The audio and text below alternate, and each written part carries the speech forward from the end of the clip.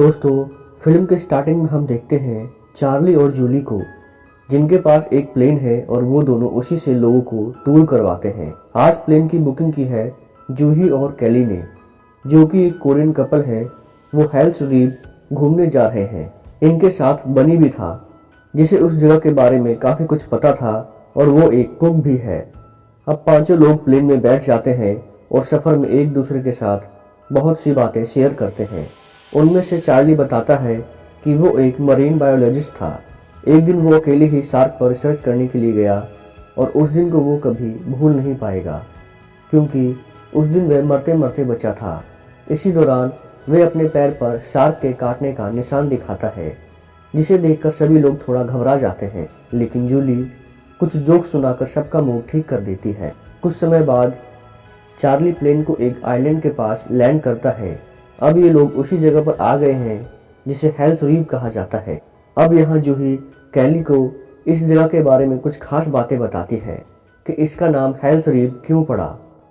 असल में दोस्तों, यहाँ पर सालों पहले एक शिप फंस गई थी, जिसमें तकरीबन 20 लोग थे।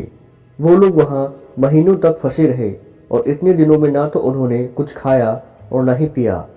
फिर कुछ दिन बाद जब रेस्क्यू टीम वहाँ पहुंची तो सारे लोग मारे जा चुके थे। बस एक आदमी अभी भी जिंदा था। जूही उसे एक पुरानी फोटो दिखाते हुए कहती है, जो उसी शिप के अंदर की थी, और बताती है जो आखिरी इंसान बचा था वो मेरे दादाजी थे और आज हम उनकी ही अस्थियों को दफनाने के लिए आए हैं, क्योंकि ये उनकी आखिरी इच्छा थी। अब ये बातें सबको थोड़ा सोच में डाल देती है कि वो लोग इतने दिनों तक कैसे रहे होंगे। इसके बाद जूली चार्ली को एक कोने में ले जाकर बताती है कि वो माँ बनने वाली है।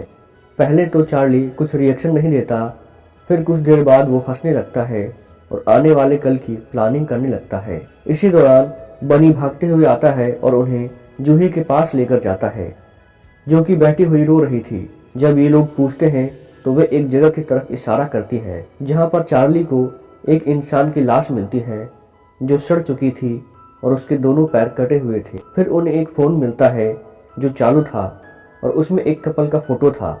दरअसल ये दोनों कपल यहाँ घूमने आए थे और शार्क ने इन पर हमला कर दिया था।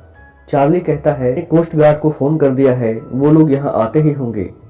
बनी कहता है हमें उसकी वाइफ को ढूंढना चाहिए, शायद वह जिंदा हो।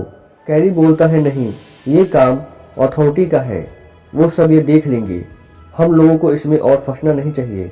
चार्ली उसकी बात नहीं मानता और मजबूरी में उसे भी उन सब के साथ चलना पड़ता है। वहां से वो लोग प्लेन लेकर उनके बोट को ढूंढने में लग जाते हैं। काफी समय बीत जाता है पर वो कहीं नहीं मिलते।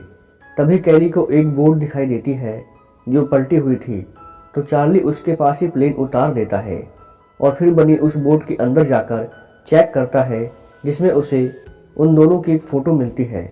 लेकिन जब वह पीछे मुड़ता है तो शार्क उस लेडी की बॉडी खा रही थी।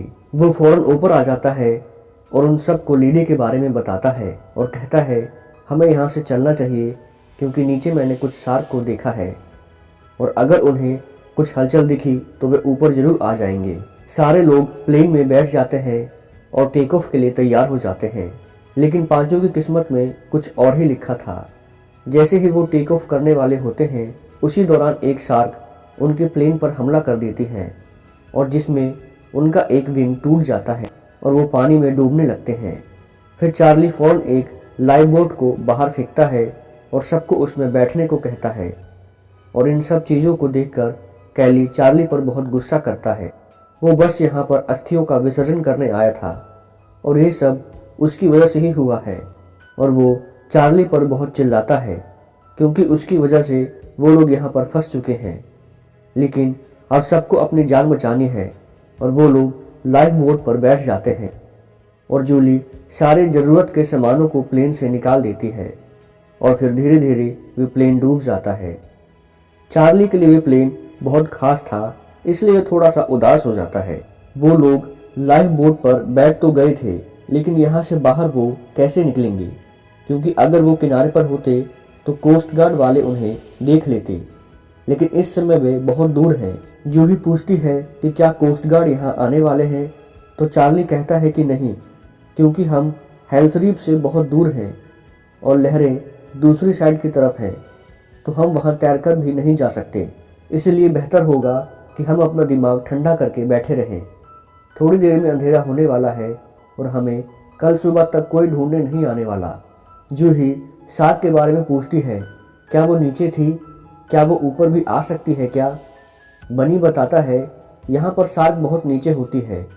वो आमतौर पर ऊपर नहीं आती क्योंकि ऊपर का टेम्परेचर बहुत ज़्यादा होता है। अब सब लोग शांत बैठ जाते हैं, लेकिन कैली कहता है, ये सब चार्ली की गलती है। अगर वो लोग मर गए तो इसका जिम्मेदार चार्ली होगा। इसलिए वो फिर से उन्हें ब्लेम करना शुरू कर देता है, पर वो इसका कुछ भी जवाब नहीं देता।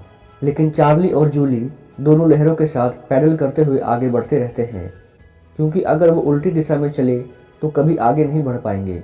समय बीतने लगता है और वो सब लोग मिलकर पैडल करने लगते हैं। अब धीरे धीरे ये लोग आगे बढ़ते रहते हैं, पर कोई चीज़ इनकी तरफ बढ़ते आ रही थी और वो थी शार्क। और वो भी दो दो, यानी मुश्किल समय बस आने ही वाला है। फिर कैली डॉल्फिन को शार्क समझकर चिल्लाने लगता है। फिर बनी कहता है, वो डॉल्फिन है और तुम्हारे चक्कर में यहाँ सब लोग डर गए हैं। धीरे धीरे ये लोग पैदल करते हुए अब 15 किलोमीटर दूर आ जाते हैं और अब अंधेरा भी हो चुका है। ऊपर से इनके पास खाने को भी कुछ नहीं है सिवाय पानी की बोतल के। रात में जूही और कैली पैडल करते हैं और जूही के हाथ से पैडल छूट जाती है और वो सो जाती है। जब उसकी आंख खुलती है तो सबको इसके बारे में बताती है, तो चार्ली उस पर बहुत चिल्लाता है क्योंकि एक पैडल गुम हो गया तो उनकी स्पीड बहुत कम हो जाएगी। इसी वजह से वो टॉर्च से ढूंढते हैं, तो थोड़े समय बाद उन्हें पैडल मिल जाता है। अब चार्ली पानी में जाने को तैयार था, लेकिन उससे पहले जूली कूद जाती है क्योंकि वो नहीं चाहती कि चार्ली को कुछ भी हो। इसलिए वो खुद जान जोखिम में डालकर उस पैडल तक पहुंच जाती है। लेकिन जब वो उसे लेकर वापस आने लगती है तभी उसके पीछे सबको शार्क दिखाई देता है। सभी लोग उससे जल्दी वापस आने को कहते हैं, तो जूली तेज तेज वापस आने लगती है। तभी वो शार्क उसके करीब आ चुकी थी। तभी चार्ली उसका हाथ पकड़ लेता है और ऊपर खींच लेता है, वरना आज जूली मारी जाती।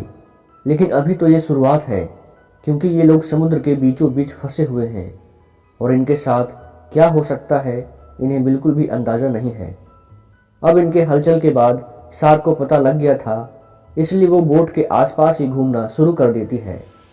लेकिन इसी दौरान कैली और बनी में कुछ बहस हो जाती है और कैली बनी को धक्का दे देता है, जिससे वो जाकर पानी में गिर जाता है। फिर शार्क उस पर हमला कर देती है और मौका ही नहीं देती उसे ऊपर आने का। उसे पानी के अंदर लेकर चली जाती है। अब कैली को अपनी गलती का एहसास होता है, लेकिन अब वो जा चुका है, इसलिए सब लोग शांत होकर बैठ जाते हैं। लेकिन तभी एक शार्क उनसे टकरा जाती है और उनकी बोट पलट जाती है और सभी लोग पानी में गिर जाते हैं। सभी लोग डर जाते हैं, इसलिए वो लोग ताकत लगाकर दोबारा से बोट पर बैठ जाते हैं। लेकिन कैली अभी भी पानी में फंसा हुआ था और वह पानी से बहुत डरता था। और अब उसकी सबसे बड़ी परेशानी थी उसके आसपास घूमते हुए शार्क। वो पूरी कोशिश करता है, लेकिन शार्क उसे पानी में खींचकर ले जाती है। अपने पति को अपने सामने मरता हुआ देख उसे बड़ा झटका लगता है। कुछ दिन पहले ही उनकी शादी हुई थी। वो पूरी रात ऐसे ही चुपचाप बैठी रहती है, लेकिन अगली सुबह जूली उसे समझाती है कि जो हो गया है हम उसे बदल नहीं सकते, इसलिए बेहतर होगा कि हम हौसला रखें, जिससे कि हम अपनी जान बचा सकें। इसके बाद वो वहीं समंदर में अपने दादाजी की अस्थियों की राख को गिरा देती है और प्रार्थना करती है कि हम सबकी रक्षा करें। कुछ देर बाद चार्ली बताता है कि बोट में होल हो गया है कल के हादसे के बाद, इसलिए हमें धीरे धीरे आगे बढ़ना होगा, लेकिन हम सही रास्ते पर जा रहे हैं, इसलिए तुम लोग अब आराम करो। अब यहाँ इन्हें काफ़ी समय हो चुका था और ना ही इन्होंने कुछ खाया था और ना ही पिया था, इसलिए इन्हें बहुत वीकनेस हो जाती है। और इसी बीच तीनों की आंख लग जाती है। जब जूली की आंख खुलती है तो वे अपने सामने एक आइलैंड को देखती है और वो सबको उठाती है और सभी लोग बहुत खुश हो जाते हैं। इसके बाद चार्ली कहता है, तुम दोनों तैरकर किनारे तक जाओ, मैं यहाँ शार्क का ध्यान भटकाऊंगा।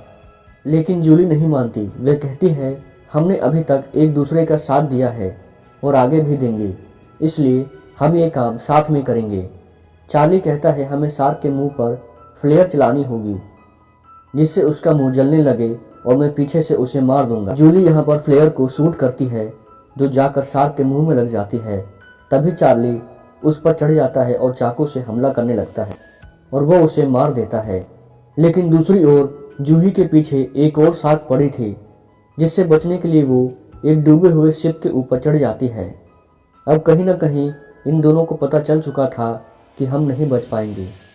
वो आखिरी किस करते हैं और वो आखिरी फ्लेयर शार्क पर चलाते हैं, लेकिन वो मिस हो जाती है और शार्क चार्ली को अपने साथ ले जाती है और वो बस देखती रह जाती है। जूली पानी के नीचे चली जाती है और एक डूबे हुए जहाज के अंदर चली जाती है। तभी शार्क वहां आती है लेकिन वो उसे पकड़ नहीं पाती क्योंकि एक एंकर उस पर अटक गया था। तभी जूली को एक लोहे का रोड दिखता है और वो उसे तोड़ देती है और वो जाकर सीधा शार्क के मुंह में चली जाती है। इतनी देर पानी में रहने के बाद जूली बेहोश हो गई थी। तभी जूही उसे बचाकर ऊपर ले जाती है और दोनों तैरकर किनारे पर आ जाते हैं। लेकिन इन दोनों ने अपने चाहने वालों को खो दिया था और इसी के साथ ये मूवी एंड हो जाती है।